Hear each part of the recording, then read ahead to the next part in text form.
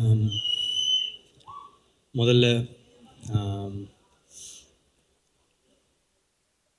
உங்களில் ஒருத்தனை இங்கே நிற்க வச்ச உங்களுக்கு நன்றி. வணக்கம். பிரசன்ட் மீடியாவுக்கு என்னோட வணக்கம். முதல்ல எல்லாருக்கும் தேங்க்ஸ் சொல்லிடுறேன். இந்த படம் நடக்க காரணமாக இருந்த எல்லாருக்கும் தேங்க்ஸ் சொல்லிடுறேன்.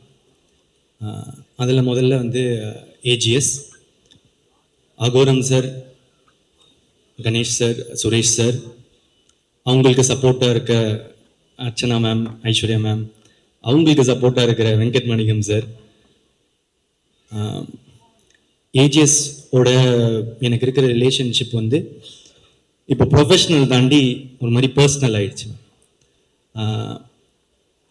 ரொம்ப சில நேரத்தில் எமோஷ்னலாக ஃபீல் பண்ணுவேன். அது உங்களுக்கு தெரியும்னு நினைக்கிறேன், கன்வே ஆகும்னு நினைக்கிறேன். உங்களுக்கும் அதுதான் ஏன்னு தெரியும். எனக்கு ஹீரோவாக ஃபஸ்ட்டு வாய்ப்பு கொடுத்தவங்க ஏஜிஎஸ் தான். அதை தாண்டி ஒரு ரொம்ப ஹம்பிளாக, ரொம்ப கிரவுண்டடாக, ரொம்ப நல்ல மனிதர்களாக இருப்பாங்க. ப்ரொஃபஷ்னலாக பார்த்தா Agoram sir is a man of words. சொல்றதை செய்வார், சில நேரத்தில் படத்துக்காக சொல்லாததையும் செய்வார். இது எங்களோட 2வது அசோசியேஷன். இன்னும் நிறைய வந்துட்டே இருக்கும்னு நினைக்கிறேன். என் மேலே வச்ச நம்பிக்கைக்கு நன்றி. அடுத்தது என் கூட நடித்தவங்க, அவங்க ஃபஸ்ட்டு விஜய், சித்து அண்ட் ஹர்ஷத். ஆமாம், ஒரு பல வருஷம் முன்னாடி ஃபன் பண்ணுறோம்னு ஒரு சீரீஸ் பார்த்துட்டு இருக்கும்போது அதில் வந்து மரத்து பக்கத்தில் சாஞ்சு என்னடா வாழ்க்கை இது டேஷ் மாதிரி அப்படின்னாரு. அதை பார்த்துட்டு எனக்கு ரொம்ப பிடிச்சிட்டு அவருக்கு மெசேஜ் அனுப்பிச்சேன்னு நினைக்கிறேன். சூப்பராக இருக்கு, பயங்கரமாக பண்ணுறீங்க அப்படின்னு. அப்புறம் பல வருஷம் போச்சு. இப்போ அவர் வாழ்க்கை அப்படி இல்லைன்னு நினைக்கிறேன். பயங்கரமாக சூப்பராக இருக்குல்ல. உழைச்சா வாழ்க்கை நல்லா மாறும்ன்றதுக்கு விஜய் சித்து ஒரு எக்ஸாம்பிள். அண்ட் ஹர்ஷத் கான், செம்ம எனர்ஜி, செம்ம ஃபன்னு, ரொம்ப நல்ல பெர்ஃபார்மர். நான் அவர் கூட நடிக்கும் போது தான் தெரிஞ்சது, நல்லா நடிக்கிறாரு, சூப்பராக இருக்காரு. All the best. அடுத்து ஹீரோயின்ஸ். லவ் டுடேக்கு ஹீரோயின்ஸ் வந்து பார்க்கும்போது எல்லாருமே கூட நடிக்கிறதுக்கு தயங்கினாங்க. போய் ஃபர்ஸ்ட் கோமாளி டைரக்டர் அப்படின்னு சொல்லுங்க சார் அப்படின்னுவாங்க. சூப்பர், எக்ஸைட்டடாக இருக்கு ஒர்க் பண்ண. யார் ஹீரோ அப்படின்னு கேட்டேன். நான் தான் ஹீரோ. டேட் என்ன சொன்னீங்க? மார்ச் தான் கொஞ்சம் கஷ்டமா இருக்கு, நான் கொஞ்சம் டேட்ஸ் மட்டும் பார்த்துட்டு சொல்லிட்டா அப்படின்வாங்க. ஓகே, இன்னொரு வெரைட்டி இருக்கும். இதுல பெர்ஃபார்மன்ஸ் ரொம்ப அதிகமா இருக்கு, நான் கொஞ்சம் கம்மி பெர்ஃபார்மன்ஸ், கொஞ்சம் ஈஸியா பெர்ஃபார்ம் பண்ற மாதிரி படமா பார்த்துட்டு இருக்கேன் அப்படின்னு. இது புதுசா இருக்கே அப்படின்னு பார்ப்பேன். ஆனா சில பேர் உண்மையா வந்து இல்லை சார் நான் கொஞ்சம் பெரிய ஹீரோவோட நடிக்க விரும்புறேன் அப்படின்னு சொன்னவங்களுக்கு எல்லாம் தேங்க்ஸ்.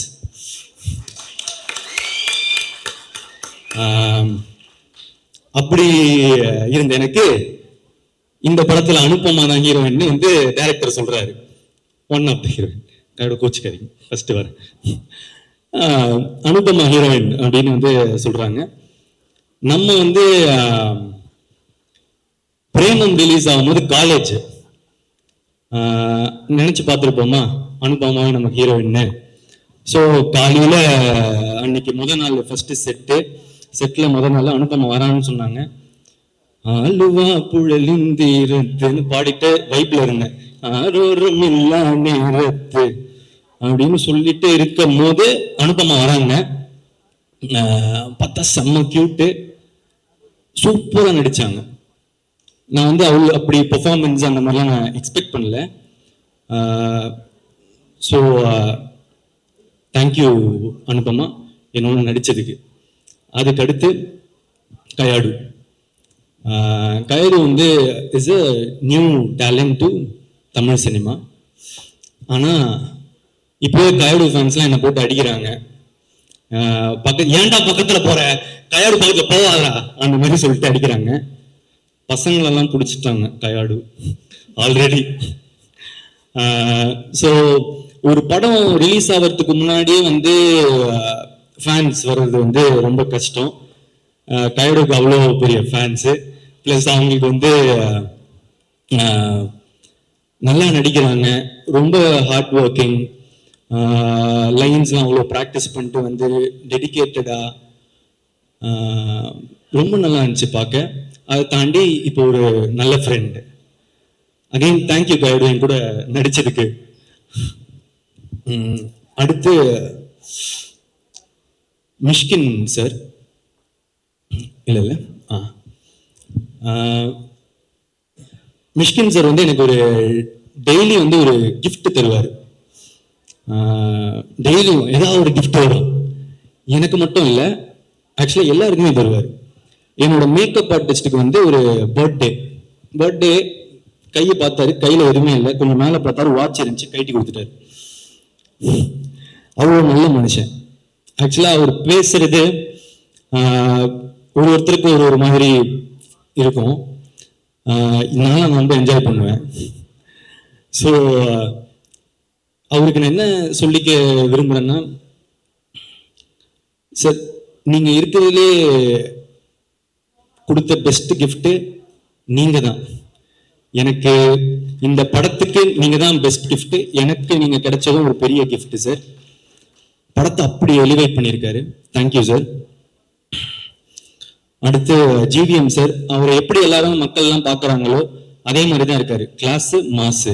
நான் அவரோட பெர்ஃபார்மன்ஸ்லாம் பார்க்கறதுக்கு முன்னாடி அவர் பர்சனாலிட்டி தான் பார்த்துட்டு இருப்பேன். ஷூட்டில் எப்படி இருப்பார் அப்படின்னு சொல்லிட்டு உன்னிச்சு பார்த்துட்டு இருப்பேன். அவர் படத்தோட ஹீரோ மாதிரியே இருப்பார். அதுதான் நம்ம அனலைசிங் அவரை பார்க்கும்போது. Thank you sir. அடுத்து K S. Ravikumar sir. K S. Ravikumar sir வந்து நான் கோமாளியில் பார்க்கும்போது எனக்கு ரொம்ப பயமாக இருக்கும். ஏன்னா அவருக்கு தான் எல்லாமே தெரியுமே, நம்ம சொல்லி என்ன அப்படின்னு சொல்லிட்டு கொஞ்சம் பயமாக இருக்கும். ஆனால் அவர் ரொம்ப ஸ்வீட்டாக நடந்துக்க ஆரம்பிச்சாரு. அந்த பயம் வந்து மரியாதையாக மாறிச்சு. ஆனால் இப்போ அவருக்கு தெரியாது. எனக்கு ஆக்சுவலாக அவரை பார்க்கும்போது ரொம்ப பாசமாக இருக்கும், எமோஷ்னலாக ஃபீல் ஆவேன். ஏன்னா அவர் கண்ணை பார்க்கும்போது எனக்கு அவர் தெரியும், அவர் எனக்காக நல்லது மட்டுமே நினைக்கிறாரு அப்படின்னு எனக்கு தெரிஞ்சது. எனக்கு ஒரு அப்பா மாதிரி அப்படின்னு சொல்லலாம். So KS. ரவிக்குமாருக்கு சாருக்கு தேங்க்ஸ். அடுத்து ஜார்ஜ் மரியம் சார். அவர் மனுஷன் உண்மையிலே வந்து இன்னசென்ட் தாங்க. ஸ்க்ரீனில் பார்க்குறத மாதிரியே தான் அவர் உண்மையிலே இன்னசென்ட்டு. திடீர்னு வந்து அவர் ஏதாவது ஒரு லைன் மிஸ் ஆயிட்டாருன்னா அப்படின்னு ஃப்ரீஸ் ஆயிடுவாரு. இது வந்து அவரு பெர்ஃபார்ம் பண்ணும் போதுன்னு இல்லை, நான் பெர்ஃபார்ம் பண்ணும்போது கூட அவரு லைன் ஏதாவது மிஸ் பண்ணிட்டாருன்னா ஃப்ரீஸ் ஆயிடுவார். ஏன்னா ஐயோ அவங்க பெர்ஃபார்மன்ஸை வந்து நம்ம ஸ்பாயில் பண்ணிட்டோமே அப்படின்னு சொல்லிட்டு அடிக்கடி ஒரு இதுல வந்து அழுகுற மாதிரி இருக்கும். நான் அழுதுட்டு இருப்பேன்.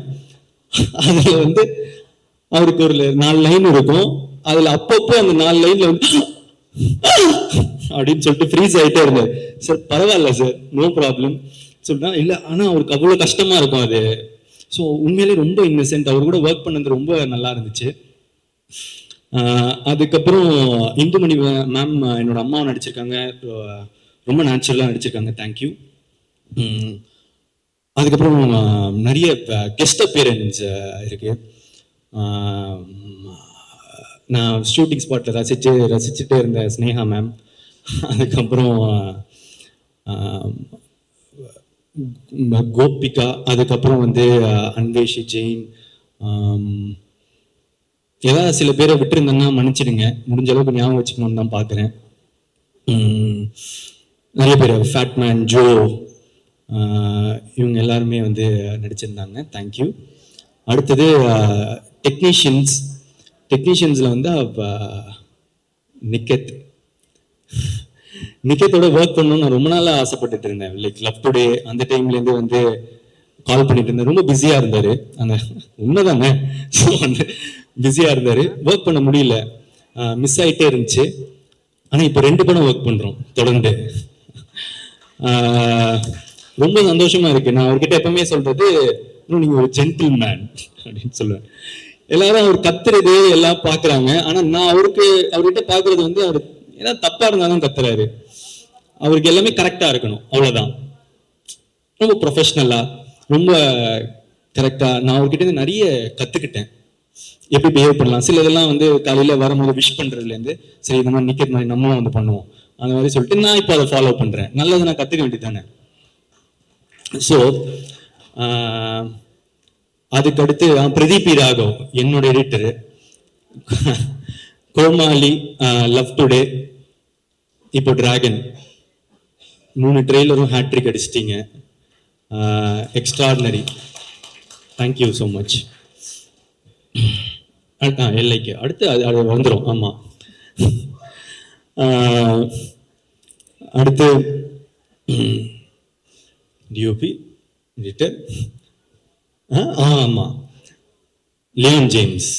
லியோன் ஜேம்ஸ் நான் வந்து இப்போ மியூசிக் ட்ரெய்லரோ இல்லை நான் பார்க்குற ஃபுட்டேஜோ அதெல்லாம் பார்க்கும்போது அவர் ஒரு மாதிரி நெக்ஸ்ட் லீக் போயிட்டாருன்னு எனக்கு தோணிடுச்சு.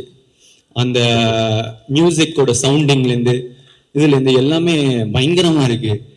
எனக்கு வந்து ஆல்பம் வந்து இப்போ ரொம்ப ஃபேவரட் ஆல்பம். உங்களோட பழைய காம்பினேஷன் வித் அஸ்வத், அதுவே எனக்கு அது ரொம்ப பிடிச்சிருந்துச்சு. ஆக்சுவலாக உங்க கோட் 2 ஆல்பம்லேருந்து எனக்கு ரொம்ப பிடிக்கும்.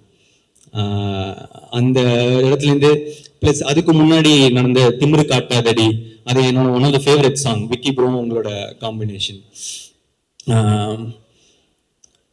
Thank you so much. I wish great for you. Yeah. And அதுக்கப்புறம் fight master Dhilip Subbarayan sir, Vicky master, first time என்னை ஃபைட் பண்ண வச்சதுக்கு தேங்க்யூ ஸோ மச். அண்ட் அதுக்கப்புறம் கோரியோகிராஃபர்ஸ் பிருந்தா மேம், அசார்,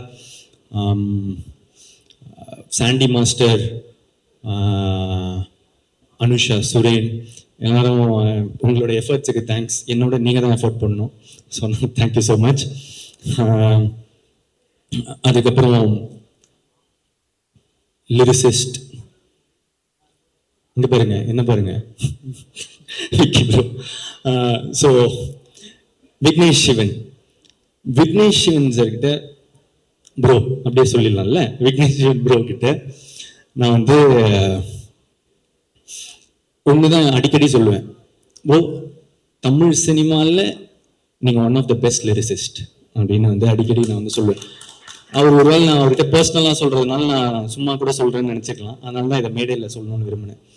எனக்கு அவரோட பாடல்கள் ரொம்ப பிடிக்கும். அண்ட் முக்கியமாக எனக்கு இப்போ கொடுத்த ரைஸ் ஆஃப் த டிராகன், அந்த பாட்டை எழுதணும்னா நீங்கள் உங்களுக்கு என் மேலே பாசம் வந்தாலும் இல்லை என்னை ரசிச்சா மட்டும்தான் எழுத முடியும். Thank you so much. யாருன்னு இப்போ தெரியாது, பேர ஊரு கத்தும் ஒரு நாள் அப்படின்னு நீங்கள் எனக்கு வந்து எழுதினது, thank you. Thank you. And all the elevation BGM Leon கொடுத்ததுக்கு thank you so much. And Vicky bro பற்றி டைரக்டராகவும் சரி ஃப்ரெண்டாகவும் சரி இன்னும் நிறைய பேசணும். அதுக்கு வந்து வேற ஒரு மேடை சீக்கிரமாக ஒன்று வரும். ஸோ அங்கே மீதி. அடுத்து கோசேஷா. யா, அதில் எனக்கு ரொம்ப நீங்கள் எழுதின இதுலேயே ரொம்ப ஃபேவரட்டான லைன் வந்து, ஒன்னு ரசிச்ச எனக்கு எது வேணும், ஒன்னு நேசிச்ச எனக்கு எது வேணும், உன நம்பி நான் கிடந்தேனே எனக்கு இன்னும் வேணும்டி. எப்பேற்பட்ட வரிகள். ஸோ நம்மளோட ஃபேவரட் லைன் அது. Thank you so much again. அதுக்கப்புறம் அப்பல்லோ, ரொம்ப புது talent. Thank you again. Lyricist, singers, அப்பா அனிருத் சார், இவ்வளோ உங்கள் பிஸி ஷெட்யூலில் எங்களுக்கு அந்த பாட்டை ரொம்ப ஸ்வீட்டாக பாட்டு கொடுத்தது, it means a lot. Thank you so much. And Sid Sriram sir, எனக்கு வந்து என்னை விட்டு உயிர் போனாலும் கொடுத்தீங்க. டைரக்டருக்கு வந்து கதைப்போமா கொடுத்தீங்க. இப்போ எங்களுக்கு வந்து வழித்துணையை கொடுத்துருக்கீங்க. தேங்க்யூ. அதே பாட்டில் சஞ்சனா பாடியிருக்காங்க, ரொம்ப நல்லா பாடியிருக்காங்க. தேங்க்யூ. அப்புறம் இந்த ஒரு பாட்டு இன்னும் ரிலீஸ் ஆகலை. டைரக்டர் வந்து என்கிட்ட வந்து ஒரு டிவைனான வாய்ஸ் இருந்தால் நல்லா இருக்கும் அப்படின்னு சொன்னார். யுவன் சார் விட்டா வேற யாருங்க? ஸோ வந்து யுவன் சார் எங்களுக்காக ஒரு பாட்டு பாடியிருக்காரு. தேங்க்யூ. அதுக்கப்புறம் வேற என்ன பாட்டு?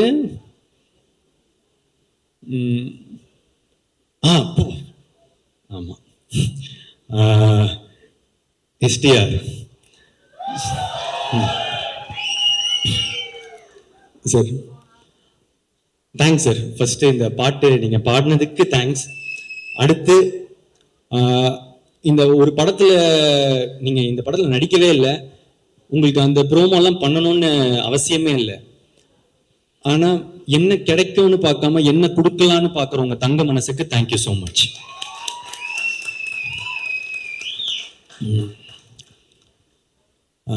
எப்பவுமே எனக்கு ஒரு சப்போர்ட்டா இருந்திருக்காரு. எனக்கு யூஸ்வலா நிறைய பேர் கால் பண்ணி விஷ் பண்றது தொடர்ந்து அதெல்லாம் இல்லை.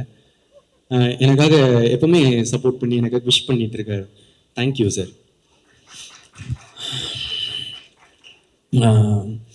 அடுத்து ஏதாவது கண்டிப்பா மிஸ் பண்ணுவோம் தான், பார்த்துக்கலாம். வந்து அசிஸ்டன்ட் டைரக்டர்ஸ் தேங்க்யூ. அதுக்கப்புறம் நிக்கில் சார், மாலி சார், டிஸ்ட்ரிபியூட்டர்ஸ், தியேட்டர் ஓனர்ஸ், ட்ரெய்லர்லாம் பார்த்துட்ட பிறகு சூப்பரா மீன் போட்ட மீம் கிரியேட்டர்ஸ், இன்ஃப்ளூயன்சர்ஸ், எல்லாருக்கும் தேங்க்ஸ். பிரஸ் அண்ட் மீடியாவுக்கு தேங்க்ஸ்.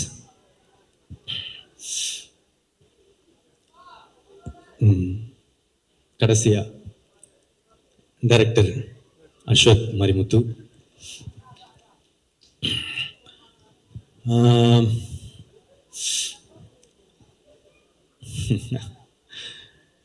10 வருஷம் ஒரு மாதிரி நட்பா நிறைய ஓடுது. என்னன்னா சரி ஃப்ரெண்டு கூட படம் பண்றோம் அப்படின்றது தான் ஃபர்ஸ்ட் மைண்ட் செட்டா இருந்துச்சு. ஆனா எனக்கு ஒரு ஃப்ரெண்டா தெரியும், ஒரு ரைட்டரா தெரியும், ஆனா டைரக்டரா தெரியாது எப்படி ஒர்க் பண்ணுவாருலாம். அவர் எப்படிப்பட்ட ஒரு டைரக்டர்னு நான் உங்களுக்கு சொல்றேன். டப்பிங்ல வந்து நான் போய் உட்காடுறேன். முதல் டைலாக் என்னன்னா, நான் டை கட்டும் போது அப்படின்னு சொல்லிட்டு இப்படி ஏத்தி கட்டணும், இவ்வளவுதான். ஒரு இவ்வளவுதான். இப்போ இந்த ஊக்கு வந்து பிரதீப் அந்த ஊர்ல ஒரு கான்ஃபிடன்ஸ் இல்லை அப்படின்னாரு. கான்ஃபிடென்ட்டா ஊ சொல்லு. ஊர்ல ஒரு கான்ஃபிடன்ஸா? ஓகே. அந்த இப்போ ஒரு சொன்னல அந்த மாதிரி இன்னும் கொஞ்சம் அதிகமா. பிரதீப் அவ்வளோ இல்லை, நீ சொல்லும் போது வெளியே இருக்கிறவங்களுக்கா கேட்கணும், உனக்கு நீயே ஒன்று அப்படி பண்ணிக்கிறது தானே.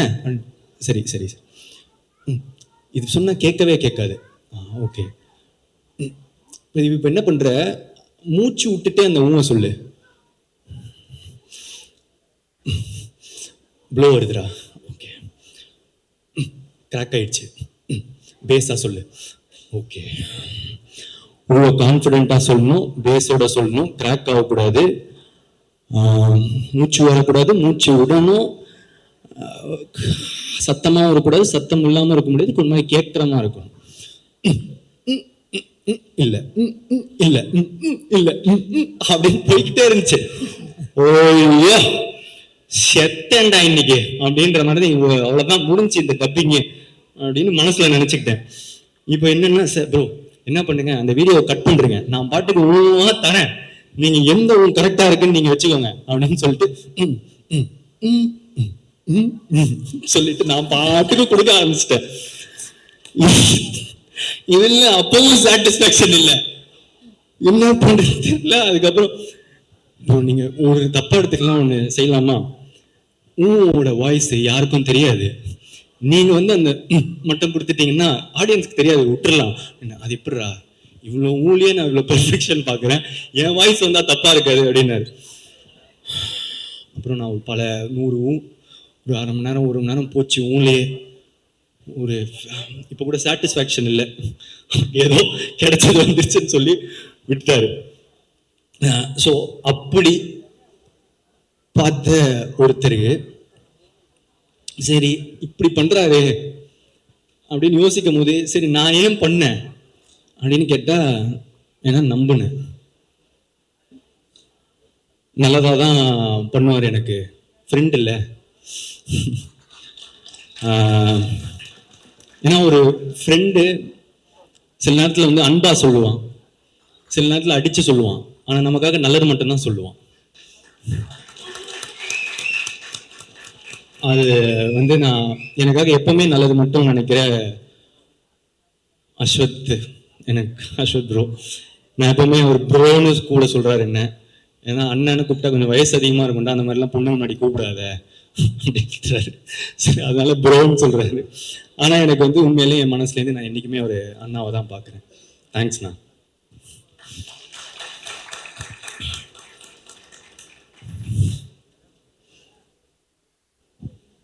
இந்த நம்பிக்கையை தாண்டி ஃப்ரெண்டுன்னு மட்டும் நம்ப முடியுமா?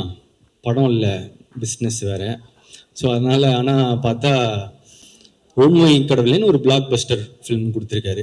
சரி டேரக்டர் சொன்னால் கண்டிப்பாக அப்போது விட்டு கொடுத்த டேரக்டர்னா கண்டிப்பாக நல்லா தானே இருக்கணும் அப்படின்னு சொல்லிட்டு எல்லாம் நம்பிக்கையோட பண்ண படம் தான் டிராகன். இந்த டிராகனில் வந்து நான் அவ்வளோவா பண்ணலைங்க. அவர் என்ன பண்ணியிருக்காரோ, அவர் எனக்கு என்ன சொல்லி கொடுத்தாரோ அதுதான் பண்ணேன். உண்மையான டிராகன் வந்து அவர் தான். So thank you Ashok bro.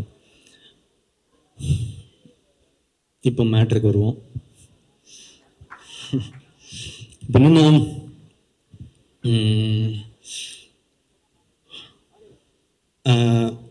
இந்த ட்ரெய்லர் பார்த்துருப்பீங்க. டிராகன் என்ன சொல்றான், அரியர்லாம் கொரியர் மாதிரி அது பாட்டு வந்துக்கினே இருக்கும், நம்ம சைனை போட்டு அனுப்பிச்சிக்கினே இருக்கணும் அப்படின்ற மீட்டர் தான் இந்த படமாக உங்களுக்குலாம் தெரிய வரும். ஆனால் பிரதீப் என்ன சொல்கிறான், அரியர் மாசு இல்லை, படித்தாதான் மாசு.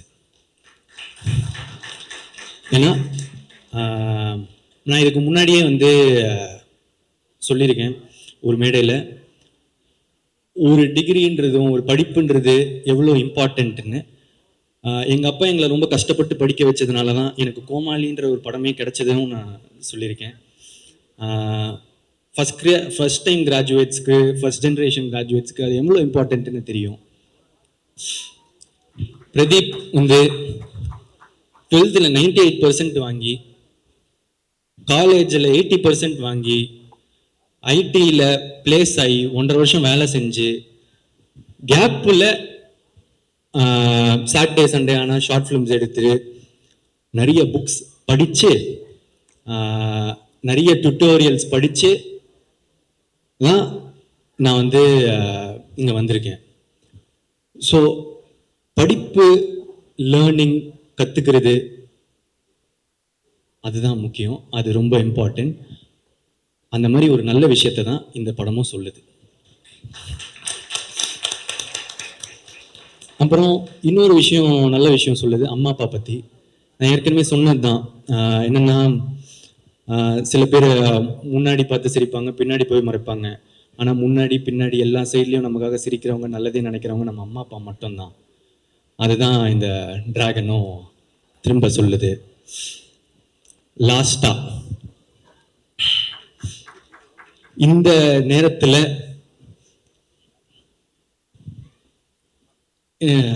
சில பேர் வந்து என்ன நம்மளை வந்து அடிக்கவும் செய்கிறாங்க. அதை நான் பார்த்துட்டு தான் இருக்கேன். அது யார், எதுக்கு, அதெல்லாம் அதுக்குள்ளே போவேன்னா. ஆனால் அவங்களுக்கெல்லாம் நான் ஒன்று தான் சொல்லிக்க விரும்புகிறேன்.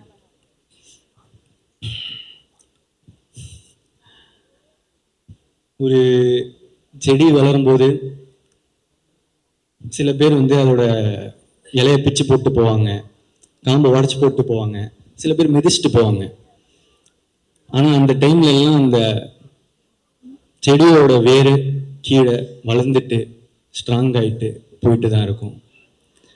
அது மட்டும் அந்த இப்ப கொடுக்குற வழியெல்லாம் தாங்கிடுச்சுன்னா அதுக்கப்புறம் அது ஒரு பெரிய மரமா வளர்றத யாராலையும் தடுத்து நிறுத்த முடியாது. இந்த நேரத்துல அந்த செடிக்கு தண்ணி ஊத்துற எல்லாருக்கும் நன்றி.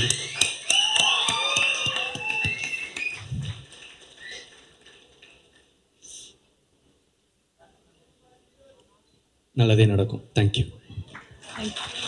சார், ஒரு நிமிஷம்.